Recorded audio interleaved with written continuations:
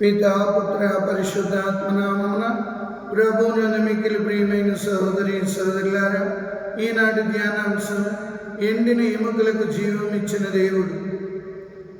ఎజెకియేలు గ్రంథం 37వ అధ్యాయంలో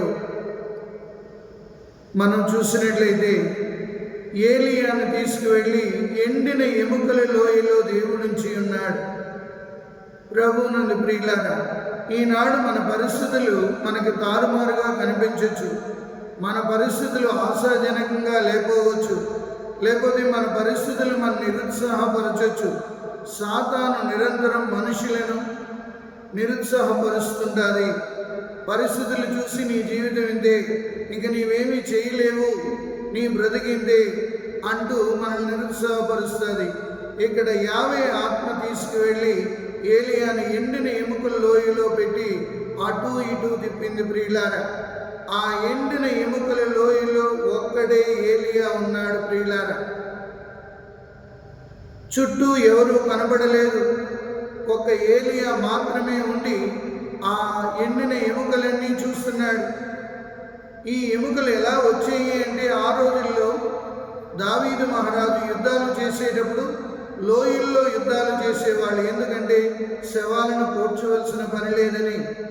కావున ఆ రీతిగా యుద్ధాలలో మరణించిన శవాలు ఎండిన ఎముకలుగా మారిపోయి, ఆ ఎముకలను చూసి ఏలియా భయపడలేదు, నిరుత్సాహపడలేదు. ఏ రీతిగా ఉన్నాడో మనం గమనించుకోవాలి. అప్పుడు యావే ఆత్మ అంటుంది, నరపుత్రుడా, ఈ అస్థికలు మరలా జీవింపగలవా అని అన్నాడు. చాలాసార్లు మన నోటెంట వచ్చే మాటలు, వాడి జీవితం బాగోదు, ఇంక వాడు బాగుపడడు, వాడు సచ్చినా బాగుపడడు అంటుంటాం. మన నోటెంట వచ్చే మాటల ద్వారా జీవం ఉంటుంది. ఇది మనం మర్చిపోకూడదు. ఎండిన ఎముకల్లో యావే ఆత్మ ఏలియాను అటు ఇటు తిప్పిన ఆ ఎముకలను చూసి ఏలియా ఎట్టి పరిస్థితుల్లో కూడా నిరాశపూరితమైన మాటలు మాట్లాడలేదు. మనం ఎప్పుడైతే వరుసగా ఫెయిల్ అవుతుంటామో, ఎప్పుడైతే మనకి అప్పుల భారం ఎక్కువైపోతుంటుందో, ఎప్పుడైతే మన మీద నిందలు వస్తాయో, ఈ జీవితం ఎందుకని నిరుత్సాహపడిపోయి దేవుని మీద ఆధారపడక మన మీద మనమే ఆధారపడి మన జీవితాన్ని తృణప్రాయంగా తీసివేసుకుంటాం. ఇక్కడ ఏలియా నుండి నేర్చుకోవాల్సిన సత్యం ఏంటంటే, పరిస్థితులు ఎటువంటివైనా దేవుని మీద ఆధారపడితే చాలు, ఆశ్చర్య కార్యాలు చేయడానికి ఆయన సిద్ధంగా ఉన్నాడు. నరపుత్రుడా, ఈ అస్థికలు మరలా జీవింపగలవా అంటే తన ఒపీనియన్ చెప్పలేదు, తన అభిప్రాయం చెప్పలేదు. మనం ఎవరైనా అడిగితే మన అభిప్రాయం వెంటనే బయట పెడతాం. ఇక్కడ ఏలియాలో ఉన్న గొప్ప సుగుణం ఏంటంటే, ఆ పరిస్థితులు ఎటువంటివైనా సరే దేవుని మీద ఆధారపడడం నేర్చుకున్నాడు. ఏమంటున్నాడంటే, యావే ప్రభు, అది నీకు మాత్రమే తెలియను.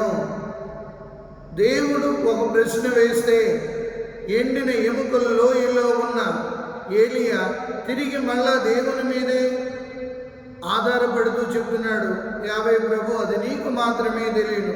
వెంటనే యావే అంటున్నాడు, అయితే ఈ అస్థికలకు ప్రవచింపము. ఎంత విచిత్రంగా ఉందో చూడండి ప్రియులారా.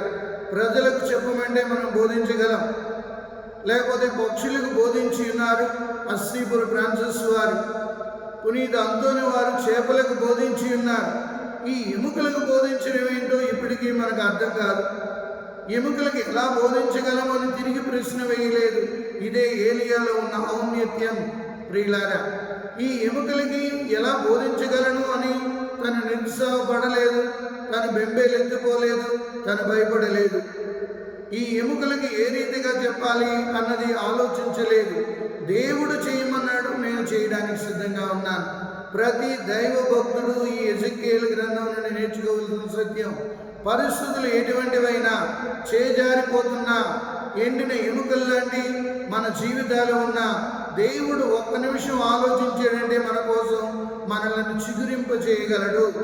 ఎప్పుడైతే ఏలియా ప్రవచించాడో ఆ ఎముకలన్నీ కూడా కూడగొట్టుకున్నాయి. పుర్రె ఒక దగ్గర నుండి వచ్చింది, చేతులు మరొక దగ్గర నుండి వచ్చాయి, కాళ్ళు మరొక దగ్గర నుండి వచ్చాయి. అప్పుడు మళ్ళా చెప్తున్నాడు, ఈసారి మళ్ళా ప్రవచింపము అనబోటికి ఎప్పుడైతే ఆ ఎముకలకి ప్రవచనం చెప్పే ఉన్నాడో అవన్నీ శరీరము కండరాలు తొడుక్కున్నాయి, మహాసైన్యం కింద తయారవబోతుంది. ఈసారి ప్రభు చెప్తున్నాడు, ఊపిరి ఊదుము. ఆ రీతిగా ఊపిరి ఊదబోటికి ఎండిన ఎముకలు మహాసైన్యంగా తయారయ్యాయి. దీని నుండి మనం ఒకటే నేర్చుకోవాలి, పరిస్థితులు ఎటువంటివైనా ఎండిన ఎముకలకు జీవం ఇచ్చిన దేవుడు ప్రియులారా మీ జీవితాలలో గొప్ప కార్యాలు చేస్తాడు. ఆయన మీద ఆధారపడాలి, ఆయనకు విధేయించాలి.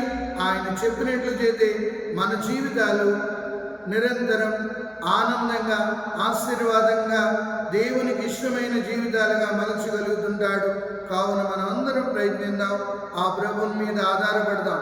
పరిస్థితులు ఎటువంటివైనా పర్వాలేదు, దేవుని మీద ఆధారపడి జీవాన్ని పొందుదాం, నిత్య జీవానికి వారసులుగా మారుదాం. పితా పుత్ర పరిశుద్ధాత్మ నామమున ఆమేన్. ప్రభు మిమ్మందరినీ ఆశీర్వదించి కాచి కాపాడునుగాక. ఆమేన్.